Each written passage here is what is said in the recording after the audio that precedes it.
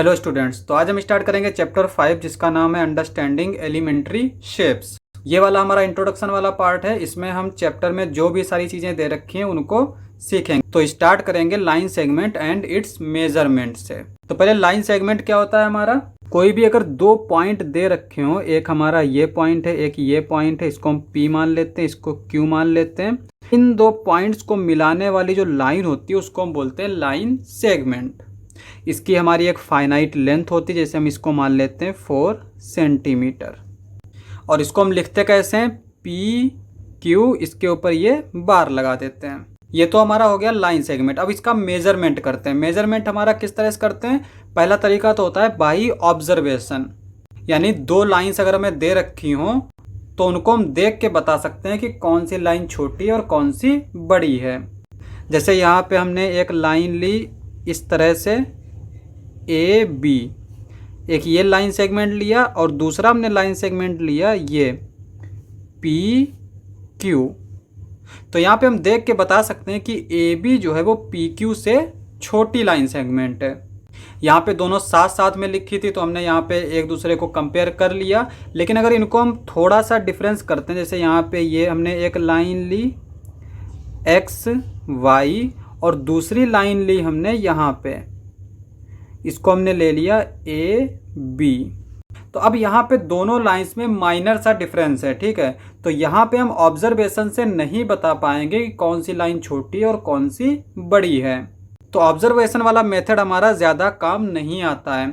उसके बाद में दूसरा मेथड जो होता है वो क्या होता है हमारा, कंपेयरिंग बाई ट्रेसिंग। अब यहाँ पे कंपेयरिंग बाई ट्रेसिंग का क्या मतलब होता है, जैसे यहाँ पे एक लाइन सेगमेंट दे रखी है इस तरह से और दूसरी लाइन सेगमेंट दे रखी है हमारी इस तरह से। इसको हम मान लेते हैं ए बी, इसको मान लेते हैं पी क्यू। अब हम क्या करते हैं, एक ट्रेसिंग पेपर लेते हैं। ट्रेसिंग पेपर हमारा कैसा होता है, ऐसा पेपर होता है जिसके हम आसपास देख सकते हैं। उस पेपर को हम इस लाइन के ऊपर रखेंगे, ठीक है।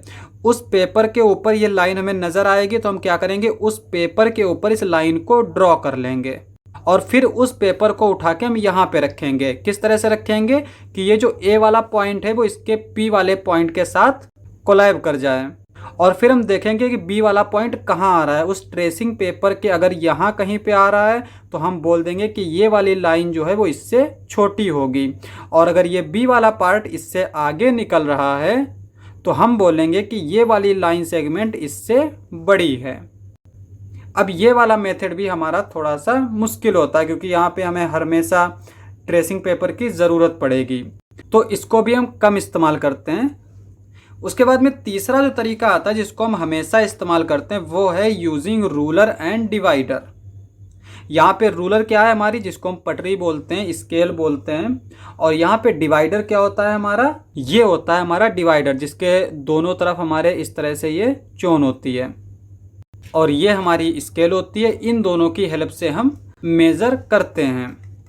तो अब यहाँ पे इसको हम किस तरह से मेज़र करते हैं, जैसे यहाँ पे हमने एक लाइन ली, ये हमने 0.2 बना लिए इस तरह से। ये हमने एक लाइन ली ए बी और दूसरी लाइन हमने ली यहाँ पे पी क्यू। अब इसमें हम डिवाइडर में क्या करते हैं, इसकी एक नोक जो है वो इस ए पॉइंट पे रखते हैं और दूसरी वाली इस बी पॉइंट पे रखते हैं। अब यहाँ पे हमने इस तरह से रखा, ठीक है। अब इसको हम उठा के यहाँ पे रखते हैं। अब यहाँ पे देखो, इसमें हमें यहाँ पे इधर फालतू मिल रहा है लाइन, तो इसका मतलब ये वाली लाइन इससे छोटी है। लेकिन इसका अगर हम सेंटीमीटर में मेजर देखेंगे तो क्या करेंगे, हम इस डिवाइडर को इस स्केल के ऊपर रखेंगे, यहाँ पे 0 पे रखेंगे और फिर देखेंगे ये कितनी, जैसे यहाँ पे ये 3 सेंटीमीटर है तो हम इस 3 सेंटीमीटर को यहाँ पे लिख लेंगे, ठीक है। और फिर क्या करेंगे, इस डिवाइडर को इसके नोक पे रखेंगे और इसको इस तरह से खोलेंगे और यहाँ पे क्यू पे रखेंगे। अब इसको हम फिर स्केल पर देखेंगे तो यहाँ पे इसका मेजरमेंट हमारा किस तरह से आएगा, ये 0 है और यहाँ पे हम इसको रखेंगे तो ये हमारा 4.8 आएगा। तो ये हमारी कितनी हो जाएगी, 4.8 सेंटीमीटर। अब यहाँ पे 4.8 जो है वो 3 से ज़्यादा होता है, तो इस तरह से हम बोल सकते हैं कि ये वाली लाइन जो है वो हमारी इससे ज़्यादा होगी। तो हम सिर्फ डिवाइडर का यूज़ करके भी ये बता सकते हैं कि कौन सी लाइन बड़ी है और कौन सी छोटी है। लेकिन अगर हमें उसकी लेंथ चाहिए है तो हमें स्केल की ज़रूरत पड़ेगी, यानी रूलर की ज़रूरत पड़ेगी। और हम सिर्फ रूलर का इस्तेमाल करते हैं लाइन को मेज़र करने के लिए हमेशा। किस तरह से? हम जो है इसका जो ज़ीरो वाला होता है वो हम एक एंड पे रखते हैं और दूसरा वाला हम इसमें चेक कर लेते हैं। तो यहाँ पर ये हमारा 3 पे आ रहा है तो इसलिए ये 3 सेंटीमीटर है। और यहाँ पे भी हम इस तरह से देखेंगे, ये हमारा कहाँ पे आ रहा है, देख सकते हैं यहाँ पे ये हमारा 4.8 पे आ रहा है। यहाँ पे 4 और 5 के बीच में 10 मार्क्स दे रखे हैं। यहाँ पे ये क्या होते हैं? मिलीमीटर। तो यहाँ पे हम चेक करेंगे कि इस पर जैसे यहाँ पे 1 2 3 4 यहाँ पे नंबर्स दे रखे होते हैं हमारे, और इसी का इस्तेमाल करके हम जो है वो आगे वाले पॉइंट के बाद वाले नंबर लिखते हैं। तो ये तो हो गया हमारा लाइन सेगमेंट। अब हम आते हैं नेक्स्ट टॉपिक पे। तो नेक्स्ट टॉपिक हमारा क्या है? एंगल्स। एंगल्स के बारे में हम जानते हैं कि अगर दो रे हैं, एक हमारा ये पॉइंट है, इस पॉइंट से हम दो रे निकालें इस तरह से, ठीक है, तो इनके बीच का जो रोटेशन होता है उसको हम डिग्री में मेज़र करते हैं और उसी को हम बोलते हैं एंगल। अब यहाँ पे एंगल जो है वो कई तरीके के होते हैं। तो पहला एंगल हमारा होगा राइट एंगल। राइट एंगल क्या होता है हमारा? जैसे ये पॉइंट है, एक ये रे निकली इस तरह से, ठीक है, और दूसरी रे जो है वो इसके सीधे ऊपर की तरफ जाए और यहाँ पे ये जो एंगल बना है ये 90 डिग्री बना ले, तो इसको हम बोलते हैं राइट एंगल। और राइट एंगल हमारा कई तरीके का हो सकता है। जैसे यहाँ पे इस तरह से ये रे निकली है और अगर हम इसको इस तरह से नीचे ले लें तो यहाँ पे ये जो एंगल अगर 90 डिग्री बन रहा है तो ये हमारा राइट एंगल है। और इसी तरह से अगर हमारी रे किसी भी साइड में जाए, जैसे इस तरह से अगर दे रखी है, तो दूसरी हमारी क्या होनी चाहिए? इसके ऊपर 90 डिग्री एंगल बना ले। तो ये हमारा हो गया राइट एंगल। उसके बाद में जो नेक्स्ट आता है वो आता है हमारा स्ट्रेट एंगल। स्ट्रेट एंगल क्या होता है? जैसे ये पॉइंट हमारा है, एक रे इधर की तरफ गई और दूसरी रे जो है वो इसके जस्ट अपोजिट जाए, ठीक है, तो यहाँ पर ये जो एंगल होता है 180 डिग्री, इसको हम बोलते हैं स्ट्रेट एंगल। स्ट्रेट एंगल क्यों बोलते हैं? क्योंकि ये एक हमारी स्ट्रेट लाइन बन गई, ठीक है, इसीलिए इस एंगल को हम स्ट्रेट एंगल बोलते हैं। अब यहाँ पे ये स्ट्रेट एंगल इस तरह से भी हो सकता है, या फिर अगर हमारी दोनों रे एक ऊपर जाए और एक इस तरह से नीचे आए तो यहाँ पर ये एंगल हमारा स्ट्रेट एंगल होगा। इस तरह से यहाँ पे अगर एक रे हमारी इधर गई है और एक रे हमारी जो है वो इधर गई है तो यहाँ पे ये एंगल जो है वो भी हमारा 180 डिग्री बनेगा, ये भी 180 डिग्री बनेगा। तो ये हमारे सारे स्ट्रेट एंगल्स हैं। नेक्स्ट आता है हमारा कंप्लीट एंगल। कंप्लीट एंगल क्या होता है हमारा? जैसे यहाँ पे ये पॉइंट दे रखा है, ये हमारी एक रे है। अब ये रे हमारा रोटेशन स्टार्ट करे, इस तरह से रोटेट करते करते करते करते और फिर इसी लाइन पे आ जाए, यानी दूसरी रे भी हमारी इसी रे के ऊपर हो। तो यहाँ पे ये जो एंगल बना ये हो गया हमारा 360 डिग्री। तो इस एंगल को हम बोलते हैं कंप्लीट एंगल, क्योंकि यहाँ पे इसने एक पूरा रेवोल्यूशन कंप्लीट कर लिया। अब नेक्स्ट हमारा क्या आता है? Acute angle. एक्यूट एंगल हमारा क्या होता है? ऐसे एंगल्स जो 90 डिग्री से कम बनाते हो। जैसे यहाँ पे हमने एक पॉइंट लिया, एक ये रे निकाली, ठीक है, और हमने क्या किया, इसके ऊपर हमने 90 डिग्री ये डैश डैश करके लाइन बना ली। यहाँ पे ये 90 डिग्री का एंगल बन रहा है। अब हमने क्या किया, इस डैश डैश लाइन और इस रे के बीच में हमने कहीं पे भी एक रे निकाली इस तरह से। अब ये जो एंगल होता है ना, इसको हम बोलते हैं एक्यूट एंगल। एक्यूट एंगल यानी ये जो हमेशा एंगल होगा वो 90 डिग्री से कम होगा।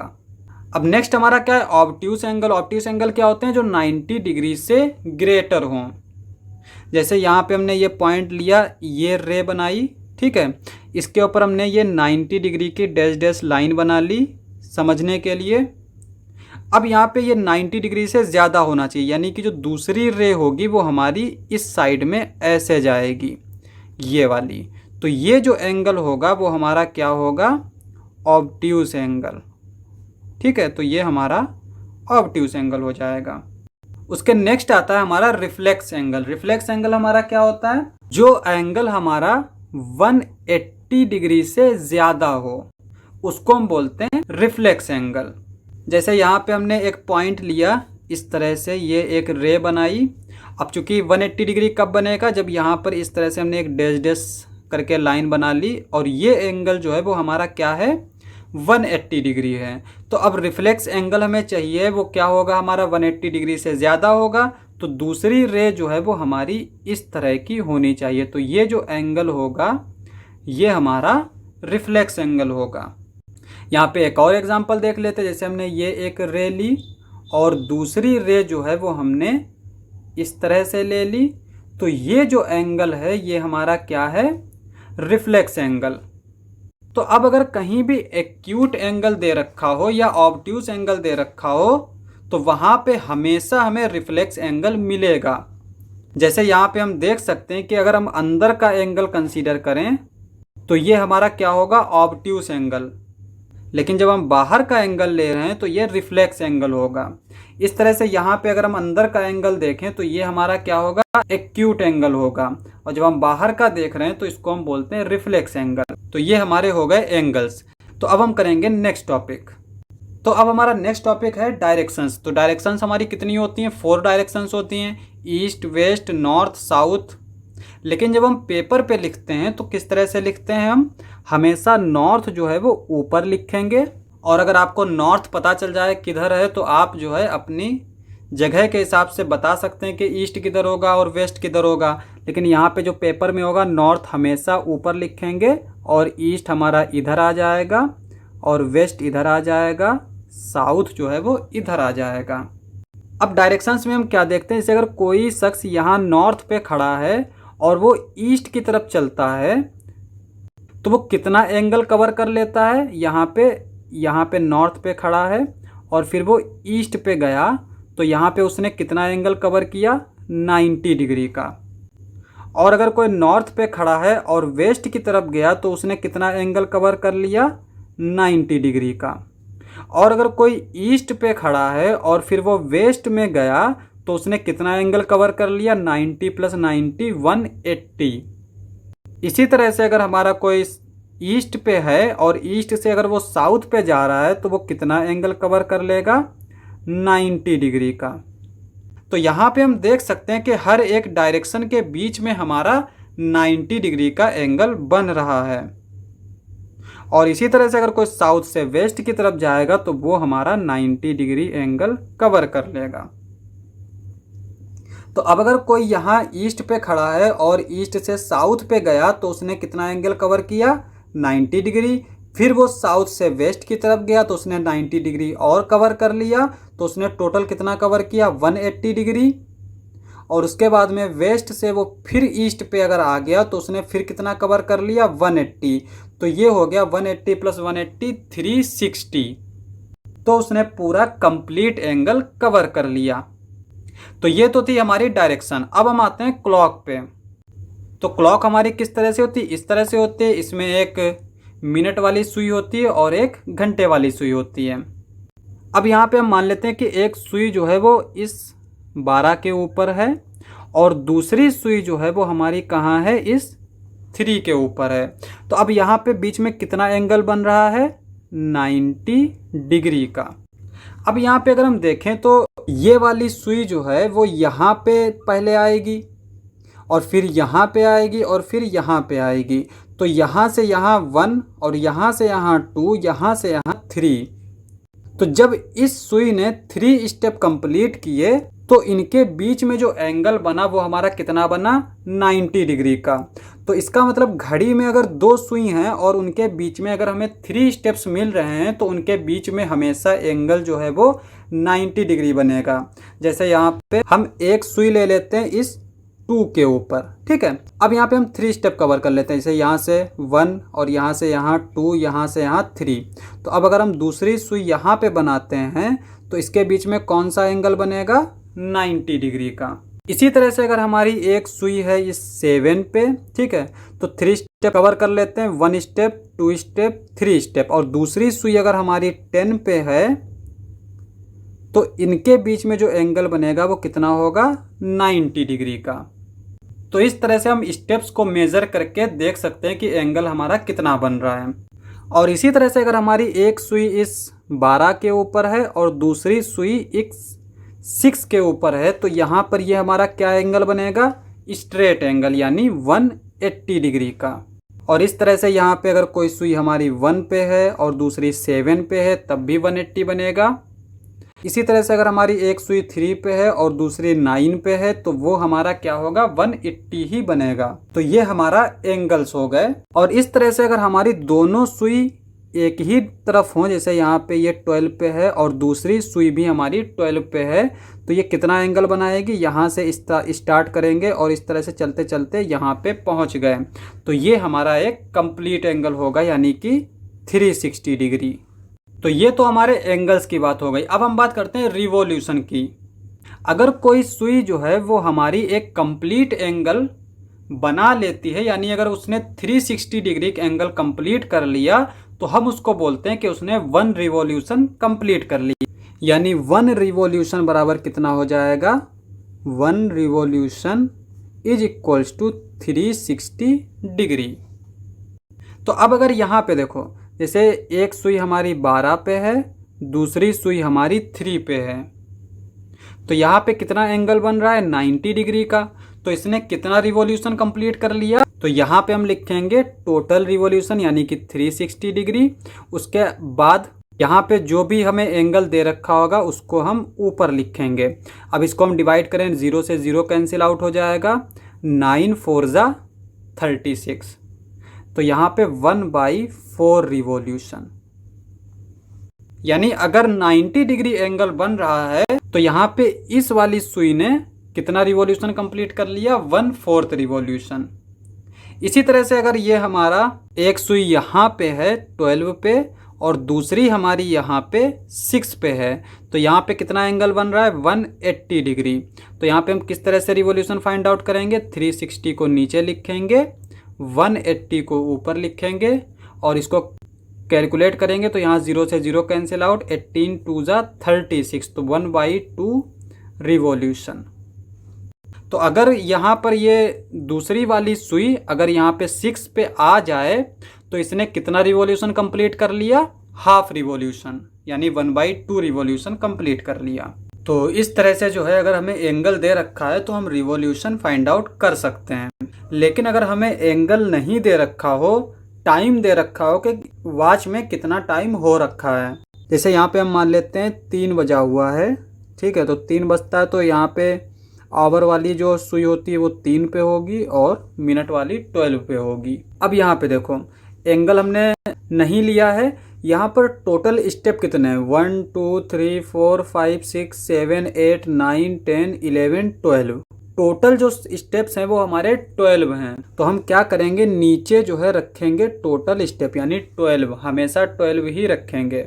और उसके ऊपर क्या रखेंगे, जितने स्टेप ये चला है। अब यहाँ पे 12 से स्टार्ट करते हैं, यहाँ से यहाँ गया 1 स्टेप, यहाँ से यहाँ गया 2 स्टेप, यहाँ से यहाँ गया 3 स्टेप्स। तो यहाँ पे इस सुई ने यहाँ से यहाँ तक में कितने स्टेप लिए, तो ये हमारे हैं 3, ठीक है, 3 4 जा 12, ये आ जाएगा 1/4 रिवॉल्यूशन।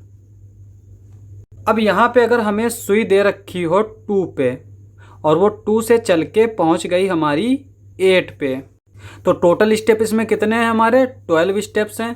अब ये 2 से 8 पे गई तो काउंट कर लेते हैं कितने स्टेप इसने चले हैं, 1 2 3 4 5 6, तो 6 स्टेप्स इसने चले हैं। तो यहाँ पे लिखेंगे 6 6 2 जा 12, तो यहाँ पे 1/2 रिवॉल्यूशन।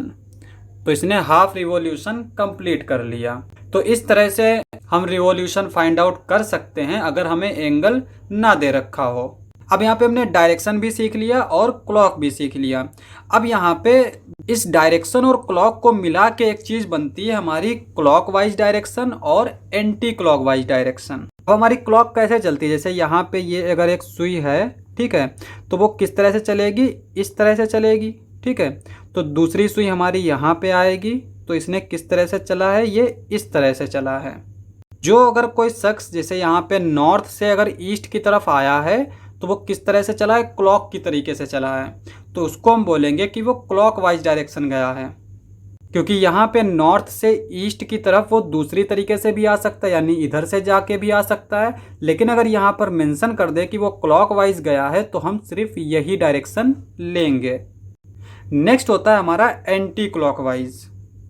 अब यहाँ पे हम एंटी से समझ गए, यानी जो क्लॉकवाइज ना हो, तो क्लॉक तो हमारी इधर की ओर चलती है। अगर हम इस डायरेक्शन में जाएं, जैसे कि यहाँ पे अगर हम नॉर्थ से वेस्ट की तरफ जाएं और इस डायरेक्शन से होके गए, तो हमने कहा कि हम एंटी क्लॉकवाइज चले।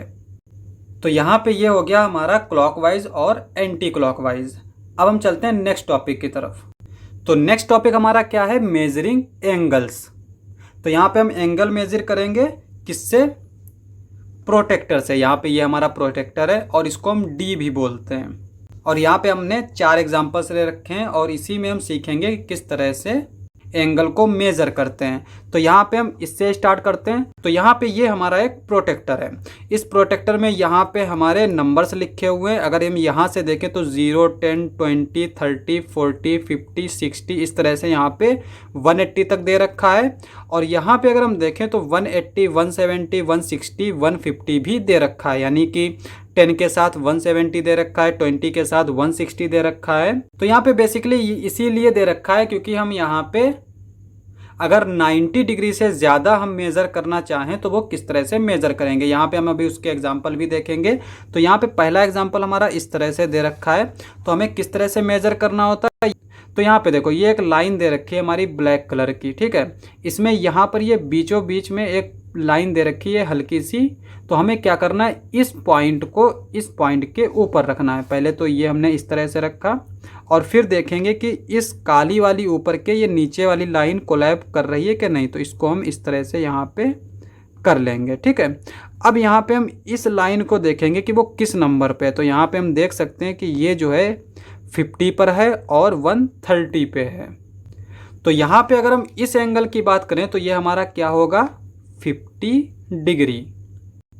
नेक्स्ट वाला हमारा ये दे रखा है, यहाँ पे भी हम वही करेंगे कि इसकी पॉइंट को हम इसके पॉइंट से कोलैब करेंगे और यहाँ पे इसको चेक करेंगे। तो यहाँ पे हम देख सकते हैं कि ये वाली लाइन किसके ऊपर कोलैब कर रही है, 60 के ऊपर, 120 के ऊपर। अब पहले तो हम इस एंगल को देख के बता सकते हैं कि ये एंगल हमारा क्या है, ऑब्ट्यूस एंगल है, क्योंकि यहाँ पर अगर हम देखें तो ये 90 से ज़्यादा बन रहा है। अब अगर 90 से ज़्यादा बन रहा है तो 60 तो हो नहीं सकता, तो ये एंगल हमारा क्या होगा, 120 होगा। इस तरह से यहाँ पे हमने तीसरा एग्जाम्पल ले रखा है। तीसरा एग्जाम्पल क्या है हमारा, इस तरह से दे रखा है और हमें ये एंगल देखना है। तो यहाँ पे हम देख सकते हैं कि ये हमारा क्या है, एक्यूट एंगल है, यानी 90 से कम है। तो हम क्या करेंगे, डी को इस तरह से उल्टा कर लेंगे और यहाँ पे हम इस तरह से रखेंगे, ठीक है। अब यहाँ पे हम देखेंगे कितना एंगल बना रहा है। तो यहाँ पे हम देख सकते हैं कि ये 60 और 120 पर कोलैब कर रहा है। तो यहाँ पे इसके बीच में, अब चूंकि ये हमारा एक्यूट एंगल है, तो कितना होगा, 60 डिग्री। और यहाँ पे हमारा लास्ट वाला एग्जांपल किस तरह से दे रखा है। तो यहाँ पे ये एक रे दे रखी है, एक ये रे दे रखी है और हमसे ये वाला एंगल पूछा है। यहाँ पे अभी हम ऐसे ही करेंगे। अब देखो यहाँ पे हम इस तरह से अगर रखें, ठीक है, तो यहाँ पे इस रे का कोई भी हमें यूज नहीं दिख रहा है, तो हम इस डी को ऐसे तो रख नहीं सकते। तो हम क्या करेंगे, इस डी को उल्टा रखेंगे इस तरह से, ठीक है। तो अब यहाँ पे देखो ये हमने इस तरह से रखा, तो यहाँ पर ये वाली रे जो है वो किसके ऊपर कोलैब कर रही है, 130 और 50 के ऊपर। अब एक चीज़ देखो, ये जो एंगल होगा ये हमारा क्या होगा, यहाँ पर देखो ये हमारा 180 बनाएगा। तो इसका मतलब ये वाला जो एंगल होगा वो 180 से ज़्यादा होगा। और इस D में हमें 180 से ज़्यादा एंगल नहीं दे रखा होता है, क्योंकि यहाँ पे हम देख सकते हैं कि 0 से स्टार्ट होता है 180 तक जाता है और यहाँ पे 0 से स्टार्ट होता है 180 तक जाता है। अब हमें 180 से ज़्यादा अगर एंगल मेज़र करना है तो हम क्या करेंगे, दो तरीके हैं। पहला तरीका क्या है कि हम इसको इस तरह से एक्सटेंड कर देते हैं इस लाइन को, ठीक है। हमें ये तो पता है कि ये 180 है और हम क्या करते हैं, इस एंगल को मेज़र कर लेते हैं। कैसे मेज़र करेंगे, यहाँ पे हम इस D को रखेंगे, इस पॉइंट को इस पॉइंट के साथ कोलैब कराएंगे और यहाँ पे हम देखेंगे कि ये एंगल कितना बन रहा है। तो यहाँ पे ये हमारा 50 और 130 पर कोलैब कर रहा है। अब चूंकि हमें इस एंगल की बात कर रहे हैं तो ये 50 बनेगा।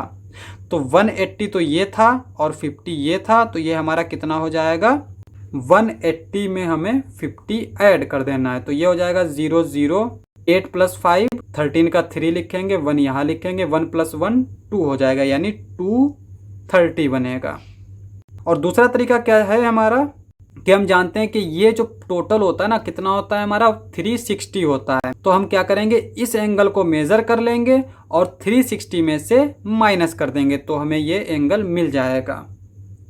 लेकिन ये वाला चूंकि हमारा आसान है तो हम इसको इस तरह से देख सकते हैं। तो अब हम बात करते हैं नेक्स्ट टॉपिक की। तो नेक्स्ट टॉपिक हमारा क्या है, तो यहाँ पे नेक्स्ट टॉपिक है हमारा परपेंडिकुलर। अब यहाँ पे परपेंडिकुलर क्या होता है, अब एक चीज़ देखो, जैसे हमने एक लाइन ली इस तरह से और दूसरी लाइन ली हमने इस तरह से। अब यहाँ पे अगर हम देखें तो इसके बीच में कौन सा एंगल बन रहा है, 90 डिग्री का। और इस लाइन सेगमेंट को हम नाम दे देते हैं पी क्यू और इस लाइन सेगमेंट को हम नाम दे देते हैं ए बी। तो अब अगर एक लाइन हमें पी क्यू दे रखी है, इसके ऊपर अगर हमने कोई एक ए बी लाइन लिखी और जो कितना एंगल बनाए, 90 डिग्री का, तो हम बोलेंगे कि ए बी जो है वो परपेंडिकुलर है पी क्यू पे, या फिर सिंपली बोलेंगे ए बी जो है वो परपेंडिकुलर है। और इसको लिखते कैसे हैं, A B is perpendicular to P Q. अब परपेंडिकुलर हमारा किसी तरह से भी हो सकता है, जैसे यहाँ पे अगर हमें एक इस तरह से लाइन दे रखी हो तो हमारा ये एक परपेंडिकुलर हो सकता है। इसी तरह से अगर ये लाइन दे रखी है तो ये हमारा परपेंडिकुलर हो सकता है। इसी तरह से अगर हमारी ये लाइन दे रखी है तो यहाँ पे ये जो है वो इसके ऊपर परपेंडिकुलर हो सकता है। तो ये तो हो गया हमारा परपेंडिकुलर। नेक्स्ट आता है हमारा परपेंडिकुलर बाइसेक्टर। अब यहाँ पे परपेंडिकुलर बाइसेक्टर क्या होता है, जैसे हमने एक लाइन ली ये पी क्यू, ठीक है, इसके ऊपर हमने एक लाइन बनाई यहाँ पे ए बी, जो कि इसके ऊपर क्या है, परपेंडिकुलर है। अब अगर यहाँ पे ये वाली जो परपेंडिकुलर है वो इस लाइन को दो इक्वल पार्ट्स में डिवाइड कर दे, यानी यहाँ पी बी है वो इक्वल हो जाए बी क्यू के, तो इस परपेंडिकुलर को हम बोलेंगे परपेंडिकुलर बाइसेक्टर, क्योंकि इसने जो लाइन को है वो डिवाइड कर दिया दो इक्वल पार्ट्स में। बस यही हमारा छोटा सा फर्क होता है।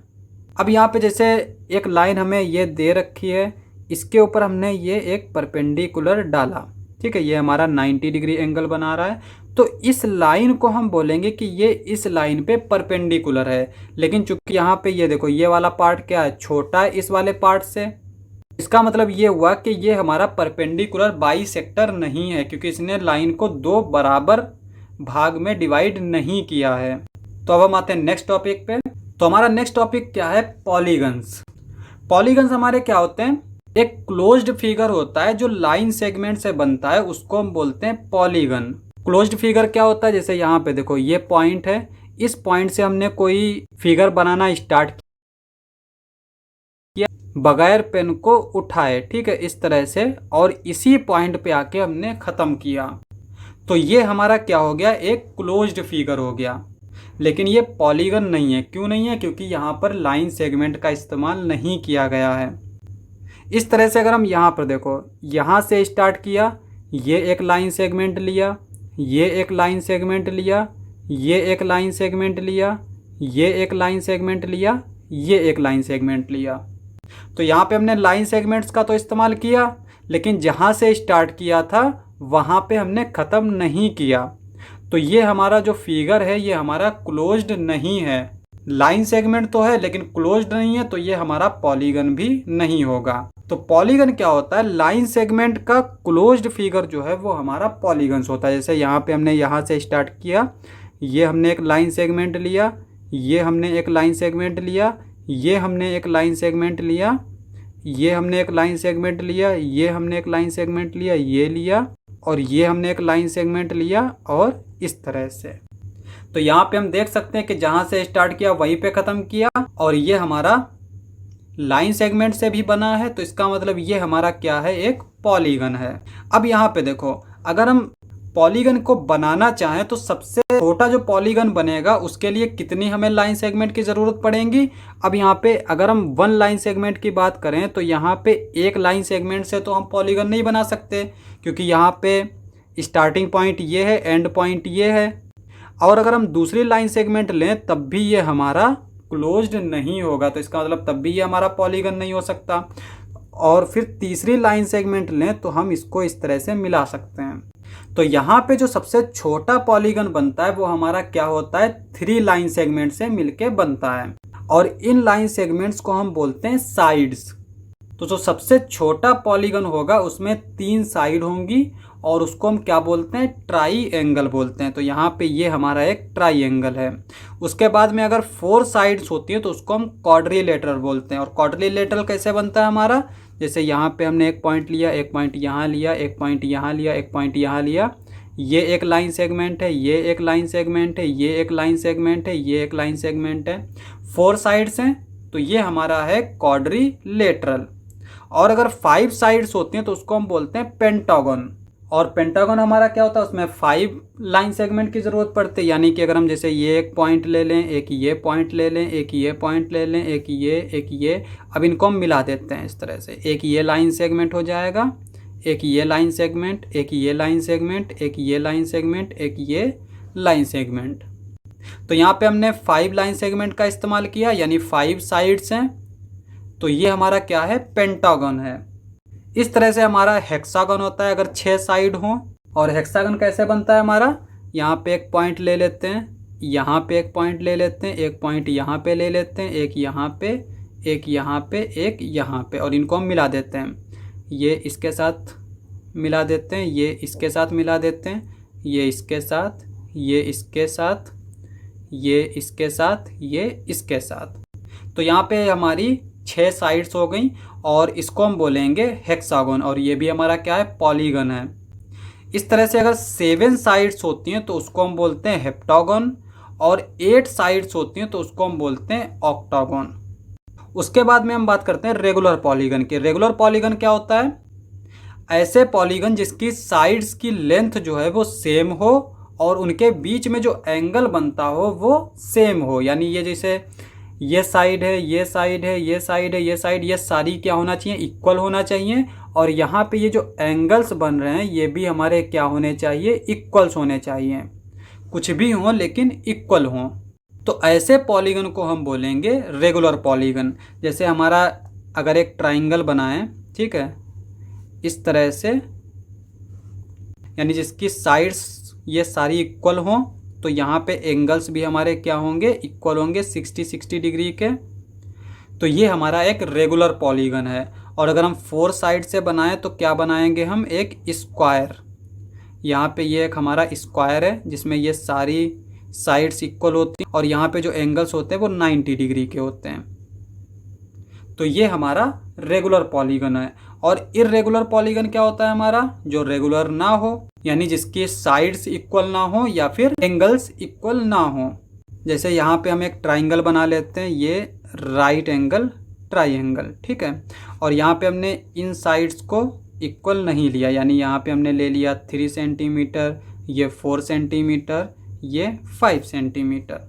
तो यहाँ पे साइड्स इक्वल नहीं है, तो इसका मतलब ये हमारा रेगुलर पॉलीगन नहीं है। अब यहाँ पे हमने पॉलीगन्स में ट्राइंगल देखा, क्वाड्रिलेटरल देखा।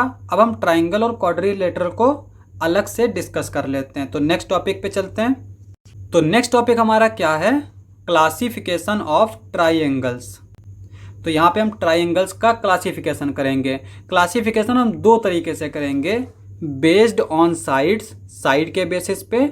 दूसरा हम करेंगे बेस्ड ऑन एंगल्स। हालांकि एक ट्राइंगल में साइड्स और एंगल जो है वो साथ साथ होते हैं, लेकिन हम अलग अलग तरीके से इनको देखेंगे। तो यहाँ पे हम पहले देखते हैं बेस्ड ऑन साइड्स। पहला क्या आता है, स्केलेन ट्राइंगल। स्केलेन ट्राइंगल क्या होता है हमारा, ऐसा ट्राइंगल जिसकी साइड्स की जो लेंथ है वो हमारी इक्वल ना हो। जैसे यहाँ पे देख सकते हैं, इसकी लेंथ जो है वो 3 सेंटीमीटर है, इसकी लेंथ जो है वो 4 सेंटीमीटर है, और इसकी लेंथ जो है वो 6 सेंटीमीटर है। अब यहाँ पे ये साइड्स जो है वो हमारी क्या है, इक्वल तो नहीं है, तो इसको हम बोलेंगे स्केलन ट्राइंगल। सेकंड आता है हमारा आइसोसेलेस ट्राइंगल। आइसोसेलेस ट्राइंगल क्या होता है हमारा, जिसमें दो साइड्स जो हैं वो इक्वल हों और तीसरी साइड इक्वल ना हो। जैसे यहाँ पे हमने एक ये साइड ली 3 सेंटीमीटर की, दूसरी ये साइड ली 3 सेंटीमीटर की, पर तीसरी साइड जो है वो हमने ले ली 4.3 सेंटीमीटर की। तो ये हमारा आइसोसेलेस ट्राइंगल है। तो थर्ड हमारा आता है इक्विलैटरल ट्राइंगल। इक्विलैटरल ट्राइंगल क्या होता है, ऐसा ट्राइंगल जिसकी साइड्स जो हैं वो इक्वल हों। जैसे यहाँ पे ये 3 सेंटीमीटर का है, ये 3 सेंटीमीटर का है, ये 3 सेंटीमीटर का है। इक्विलैटरल ट्राइंगल में एक चीज़ हमारी कॉमन रहती है, और वो क्या रहती है, वो है एंगल। इसके एंगल जो है वो हमेशा 60 डिग्री के ही रहेंगे। ठीक है, कुछ भी हो जाए ये हमेशा 60 डिग्री के रहेंगे। यानी इसकी अगर हम साइड्स की लेंथ जो है वो बढ़ा दें या घटा दें, पर ये एंगल्स जो हैं वो हमेशा 60 डिग्री ही रहेंगे। तो ये तो हो गया हमारा क्लासिफिकेशन बेस्ड ऑन साइड्स। अब हम बात करते हैं बेस्ड ऑन एंगल्स की। तो यहाँ पे पहला जो आता है वो क्या है हमारा, acute angled triangle. Acute angle triangle क्या होता है, जिसके अंदर के जो सारे एंगल्स हैं वो सारे 90 से कम होने चाहिए। अब यहाँ पे देखो, हमने ये एक ट्राइंगल लिया, ठीक है, इसमें ये हमने एंगल लिया 89 डिग्री, ये लिया 41 डिग्री, और ये हमने लिया 50 डिग्री। ये सारे एंगल हमारे क्या है, 90 से कम है, ये भी 90 से कम है, ये भी 90 से कम है, ये भी 90 से कम है। तो इस ट्राइंगल को हम बोलेंगे एक्यूट एंगल्ड ट्राइंगल। इसी तरह से हम अगर इक्विलैटरल ट्राइंगल ले लेते हैं तो इसमें सारे एंगल्स कितने डिग्री के होते हैं, 60 डिग्री के। तो ये भी हमारा क्या होगा, एक्यूट एंगल्ड ट्राइंगल होगा। दूसरा आता है हमारा obtuse angle triangle. Obtuse angle triangle क्या होता है, जिसमें एक एंगल जो है वो हमारा क्या होना चाहिए, ऑब्ट्यूस एंगल होना चाहिए। ऑब्ट्यूस एंगल क्या होता है, जो हमारा 90 डिग्री से ज़्यादा हो। अब यहाँ पर देखो, ये हमने ले लिया 130 डिग्री, एक एंगल मिल गया ऑब्ट्यूस एंगल, तो इसका मतलब ये ऑब्ट्यूस एंगल ट्राइंगल है। ऑब्ट्यूस एंगल ट्राइंगल में एक ही एंगल ऐसा होगा जो हमारा 90 डिग्री से ज़्यादा होगा। तीसरा हमारा एंगल आता है right angle triangle. Right angle triangle क्या होता है, जिसमें एक एंगल हमारा 90 डिग्री एंगल बना ले। जैसे यहाँ पर ये हमारा 90 डिग्री एंगल बना रहा है, तो ये हमारा एक राइट एंगल ट्राइंगल हो गया। तो ये हमारा था क्लासिफिकेशन ऑफ ट्राइंगल्स। अब चलते हैं नेक्स्ट टॉपिक के। नेक्स्ट टॉपिक हमारा क्या है, तो नेक्स्ट टॉपिक है हमारा क्वाड्रिलेटरल। क्वाड्रिलेटरल हमारा क्या होता है, 4 लाइन सेगमेंट से बनने वाला क्लोज्ड फिगर, उसको हम बोलते हैं क्वाड्रिलेटरल। तो यहाँ पे क्वाड्रिलेटरल में हम सबसे पहले किसकी बात करेंगे, स्क्वायर की। तो यहाँ पे स्क्वायर हम देख सकते हैं 4 लाइन सेगमेंट से बना है, 1 2 3 4। अब इसमें क्या क्या चीज़ें होती हैं, देखो सबसे पहली चीज़ अगर हम साइड्स की बात करें तो यहाँ पे साइड्स जो हैं वो सारी क्या होंगी, इक्वल होंगी। ठीक है, ये साइड ये सारी इक्वल साइड होंगी, ऑल इक्वल्स। और एंगल की अगर हम बात करें तो यहाँ पे जो सारे एंगल्स होंगे वो क्या होंगे, 90 डिग्री के। यहाँ पर ये 90 डिग्री का होगा, ये 90 डिग्री का होगा, ये 90 डिग्री का होगा, ये 90 डिग्री का होगा। और अगर हम इसमें डायगोनल की बात करें, डायगोनल क्या होता है हमारा, इस पॉइंट से इस पॉइंट को मिला देते हैं, इस पॉइंट से इस पॉइंट को मिला देते हैं। तो ये हमारा हो गया डायगोनल्स। और ये डायगोनल्स क्या होते हैं, हमारे परपेंडिकुलर बाइसेक्टर होते हैं। परपेंडिकुलर बाइसेक्टर मतलब यानी यहाँ पे जो एंगल बनता है वो 90 डिग्री का बनता है, और ये एक दूसरे को इक्वल पार्ट्स में डिवाइड कर देते हैं। यानी यहाँ पे ये जो होगा इसके इक्वल होगा, ये हमारा इसके इक्वल होगा, और यहाँ पे ये जो डायगोनल होंगे वो इक्वल लेंथ के होंगे। तो ये स्क्वायर की हमारी कुछ प्रॉपर्टीज़ हैं। उसके बाद में जो सेकंड आता है वो आता है रेक्टेंगल। रेक्टेंगल हमारा क्या होता है, जिसमें अपोजिट साइड्स जो हैं वो इक्वल होंगी। यानी अगर हम साइड्स की बात करें तो क्या होगा, अपोजिट साइड्स आर इक्वल। जैसे ये हमारी जो साइड होगी वो इसके इक्वल होगी, ये वाली साइड इसके इक्वल होगी। और अगर हम एंगल्स की बात करें तो यहाँ पे जो सारे एंगल्स होंगे ऑल 90 डिग्री, यानी यहाँ पे ये 90 डिग्री, ये 90 डिग्री, ये 90 डिग्री, ये 90 डिग्री। और अगर हम डायगोनल्स की बात करें, जैसे यहाँ पे इसको इसके साथ इस तरह से मिला देते हैं और इसको इसके साथ मिला देते हैं यहाँ पे इस तरह से, ठीक है। तो यहाँ पे ये जो डायगोनल्स होंगी ये हमारी क्या होंगी, इक्वल होंगी, यानी इस डायगोनल की लेंथ और इस डायगोनल की लेंथ इक्वल होगी और ये हमारी क्या करेंगी, बाइसेक्ट करेंगी, यानी ये जो लाइन सेगमेंट होगा ये इसके इक्वल होगा, ये इसके इक्वल होगा। लेकिन यहाँ पे 90 डिग्री एंगल नहीं बनेगा, तो ये हमारा डायगोनल हो गया। उसके बाद में थर्ड आता है हमारा पैरेललोग्राम। पैरेललोग्राम हमारा क्या होता है, यहाँ पे हमारी जो अपोजिट साइड्स हैं वो इक्वल होती हैं। जैसे यहाँ पे ये जो साइड होगी वो हमारी इसके इक्वल होगी, ये वाली साइड जो है वो इसके इक्वल होगी। और अगर हम एंगल्स की बात करें तो यहाँ पे जो अपोजिट एंगल्स होंगे वो इक्वल होंगे, यानी ये जो एंगल होगा वो इसके इक्वल होगा, ये वाला जो एंगल होगा वो इसके इक्वल होगा। जैसे अगर हम इसको मान लेते हैं ये 60 डिग्री का है, ये 60 डिग्री का है, तो ये 120 डिग्री का होगा और ये 120 डिग्री का होगा। और अगर हम यहाँ पे डायगोनल्स की बात करें, यानी अगर हम इसको इससे मिला दें और इसको इससे मिला दें, तो यहाँ पे ये जो डायगोनल्स होंगे वो एक दूसरे को क्या करेंगे, बाइसेक्ट कर देंगे, यानी इक्वल पार्ट्स में डिवाइड कर देंगे। तो ये तो हो गया हमारा डायगोनल्स। फोर्थ हमारा आता है रोम्बस। रोम्बस हमारा क्या होता है, पैरेललोग्राम की तरह ही होता है, लेकिन यहाँ पे जो है वो हमारी सारी साइड्स इक्वल होती हैं, यानी यहाँ पे जितनी भी साइड्स दे रखी हैं वो क्या हैं, सारी इक्वल हैं। एंगल्स की अगर हम बात करें तो यहाँ पर चूंकि यहाँ पैरेललोग्राम में अपोजिट एंगल्स इक्वल थे, तो यहाँ पे भी हमारे अपोजिट एंगल्स जो हैं वो इक्वल होंगे। ये हमारा इसके इक्वल होगा, ये हमारा इसके इक्वल होगा। और अगर इसके हम डायगोनल की बात करें तो यहाँ पर ये हमारा डायगोनल है और ये हमारा डायगोनल है। तो यहाँ पे जो डायगोनल्स होंगे वो क्या होंगे, परपेंडिकुलर बाइसेक्टर होंगे, यानी कि 90 डिग्री पर बाइसेक्ट करेंगे। ये जो एंगल बनेगा ये हमारा 90 डिग्री का बनेगा और यहाँ पर ये जो होगी वो इसके इक्वल होगी, ये जो होगी वो इसके इक्वल होगी। तो ये हमारी रोम्बस की प्रॉपर्टीज हैं। उसके बाद में फिफ्थ जो आता है वो आता है ट्रेपीजियम। ट्रेपीजियम हमारा क्या होता है, इसमें दो साइड्स जो हैं वो पैरेलल होती हैं। जैसे यहाँ पे हम देख सकते हैं कि ये वाली जो साइड है वो इसके पैरेलल है।